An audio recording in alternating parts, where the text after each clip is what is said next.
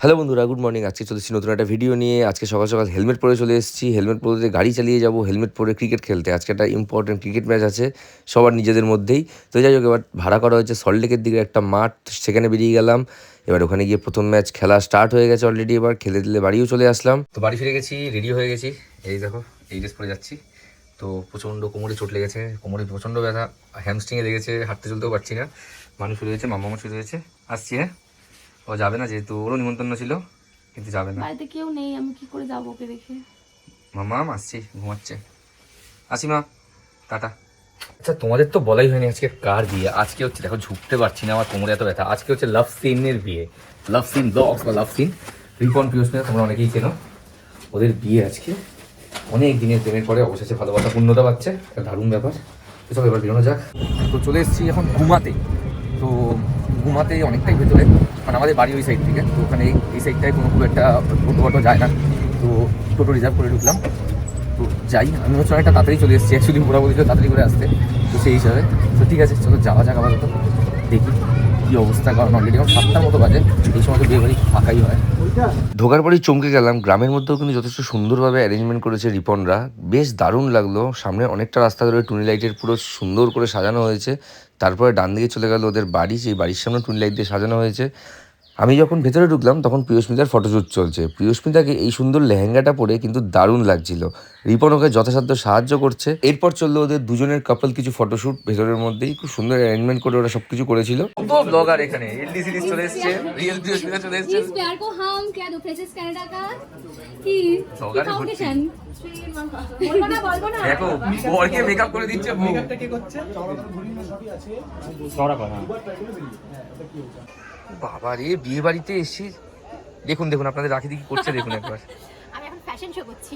ও মা, fashion show চলছে। কে বুঝবে, তোমাদের তো ওই এক জিন্স ব্লেজার শার্ট। আমাদের কোনো ঝামেলা নেই কি সাগর, জামা পরবো প্যান্ট পরবো হয়ে গেল, কোনো কিছু আর চাপ নেই। এদের একটা নখরা দেখো না।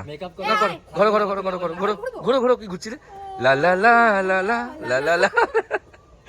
টুনি লাইট দিয়ে তোমাদের রাস্তা সাজানো দেখালাম। এবার তোমাদের দেখাবো ওয়েলকাম গেটটা। ওয়েলকাম গেটটা কিন্তু যথেষ্ট সুন্দর করেছে। একটা ওয়েলকাম গেটে যা যা থাকার দরকার সবই কিন্তু এখানে ছিল। এরপরে চলো তোমাদের ভেতরে টেন্টটা দেখাই। টেন্টটাও কিন্তু ওই ছোট জায়গার মধ্যে এত সুন্দর করেছে, যা সত্যি দেখার মতো ছিল। আর তার মধ্যে এখন বিয়ে বাড়ি মানেই ভাড়া বাড়িতে বিয়ে হয়, তো নিজেদের বাড়িতেও যাতে সুন্দর করে বিয়ে করা যায় সেটা কিন্তু দেখে ভালোই লাগলো। मेरा जूता है जापानी, ये पतलून इंग्लिस्तानी, सर पे लाल टोपी रूटी हिंदुस्तानी। এদিকে আসছে গোপাল, যাচ্ছে গোপাল, এদিকে আসছে গোপাল, যাচ্ছে গোপাল, দেখো দেখো আসছে গোপাল, যাচ্ছে গোপাল। এই যে দেখো টেন্টটাও বেশ সুন্দর করে সাজানো ছিল, মানে ওয়েল অর্গানাইজ ছিল। বেশ ভালো লেগেছে, আমার তো খুব ভালো লাগলো গ্রামের দিকেই বিয়ে বাড়িতে এসে।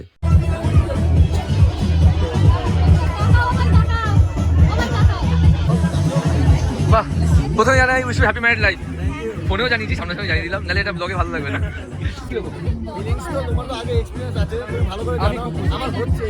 আমি হ্যাপি আছি, আমার কখনো মনে হয়নি আমি আটকে গেছি। মিলেমিশে থাকবি, খুব ভালো থাকবি, তখন এটা মনে করবি না যে আটকে গেলাম। তোরা ভালো থাকবি আমি জানি। চলো, রাখি এখন ফুচকা খাচ্ছে, যদি একটুখানি কিছু উন্নতি হয়। একটু বড় বড় মোটা মোটা সাইজের ফুচকা দাও। ধুর, একটু হাতেই ঢুকিয়ে দিচ্ছে মুখে। এই ডেন্টিস্টদের ফুচকা খেতে নেই, দাঁতে পোকা হয়। একজন এসেছে, আমি জানতাম না যে আজকে অরিজিৎ আসছে। আমি না দেখলাম যে না কে ওটা, ওরকম দেখলাম যে বলে যে মালটা কে বসে বসে ফুচকা খাচ্ছে ওখানে দাঁড়িয়ে দাঁড়িয়ে। না, বিয়ে বাড়িতে খাওয়াই মেইন পার্ট অফ লাইফ। একদম বিয়ে বাড়িতে খাওয়া। এখানে এখানে হাফ লোক আসে ব্লগ বানাতে খেতে। ঠিক আছে, সাধ্য বাড়ির ব্লগ বানিয়ে দিচ্ছে আর বিয়ে বাড়ি, বিয়ে বাড়ি রিপন বৃহস্পতিবার আলাদাই ব্যাপার। আচ্ছা, তুই থাকবি আজকে না বেরিয়ে যাবি? রাতে আমাদের লাস্ট টাইম হলো কটা? 11:22। আচ্ছা, যেটা বনগা শিয়ালদা লাস্ট তো থাকবে না, আমি তার আগের গাড়িটা ধরবো, গেল পিন। একসঙ্গে যাই। আমার মেয়ে আজ হয়েছে, যাওয়া যাবে। বসে বললাম খেতে, এবার খাওয়া দাওয়া করবো, তাড়াতাড়ি করে বাড়ি যেতে হবে। একটু তাড়াতাড়ি খেতে বসে বললাম। পাতে চলে এসেছে চিকেন স্যাটে। আর হ্যাঁ, মেনুতে একটা জিনিস দেখে ভালো লাগলো, বিয়ে বাড়িতে সাদা ভাত হয়েছে। বিরিয়ানি আর পোলাওয়ের চক্করে আমরা কিন্তু সাদা ভাত ভুলেই গেছি। এই আসছি, টাটা।